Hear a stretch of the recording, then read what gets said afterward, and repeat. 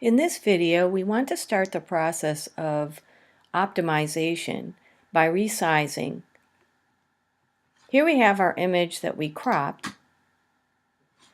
and I want to be able to get into the image size. Now in my properties panel, right here at the bottom, it tells me that this picture is rather large and that it's my bitmap picture. But I need to get to a button, and if you don't see the buttons for canvas and image, you have something selected. To deselect it, you can use the pointer tool, which is our selection tool. Click on the outside of the canvas or your picture, and it gets us to the properties, okay, for canvas size and image size. Image size is actually what we want. Click on that. We have a pop-up menu here. This image size pop-up menu shows us the pixel dimensions and the print size. And since we are not printing this out, okay, you can see that it's a rather large picture if we were to print it. Its resolution is 72 pixels per inch. Now we talked about pixels. Pixels are the little boxes that make up an image, a digital image. And if we have 72 of them that can fit inside of an inch, that resolution is for website size. If I were to actually do this for commercial print size, I would use a resolution of 300 pixels per inch. And if I were to print this out on something like a flyer on a desktop printer, I would want my resolution to be 150 pixels per inch. And if I'm doing an EPUB, well, nowadays, instead of 72 pixels per inch, we might use 150, and we may be going in that direction when it comes to websites in the very near future. To change the resolution without changing the size, we uncheck the resample image, and you can see here I've got a locked icon here that connects everything.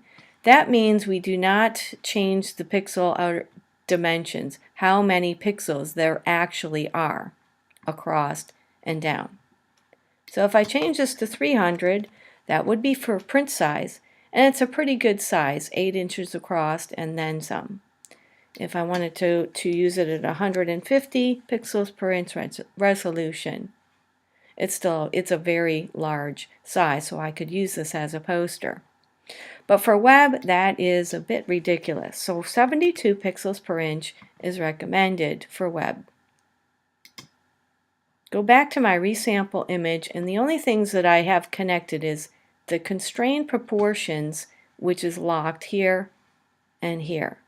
I want to check the pixel dimensions, and this picture I want at 250 pixels across because I only want it on the page slightly across my page. On a website, you want to place images that are actual size rather than making it so that we shrink the size. You want actual size, and that will make it ensure that the picture is not taking up too much memory. Click OK, and you can see here it resized it. Now don't be alarmed. The zoom level was rather low, so at 100% I'm going to change it. It doesn't change anything, but it gets me to view this as this is what it's going to look like on my website. Let's go to my other icon here. It's ready to go. And I want this to be more like a logo, maybe placed on the top corner of a website or something like that. Now I'm going to click on the image size again. Alright, the resolution is rather high. And I really do need to resample, or to uncheck resample, and go down to 72 pixels per inch, even though the pixel dimension is already set. Okay, keep constrained proportions on, keep the current page only on, and I want to change this to something like 100 or 150 might be good. Okay, click OK. Let's see, I'm viewing it at 50%. Let's view it at 100%, and this would look good in the corner of my website.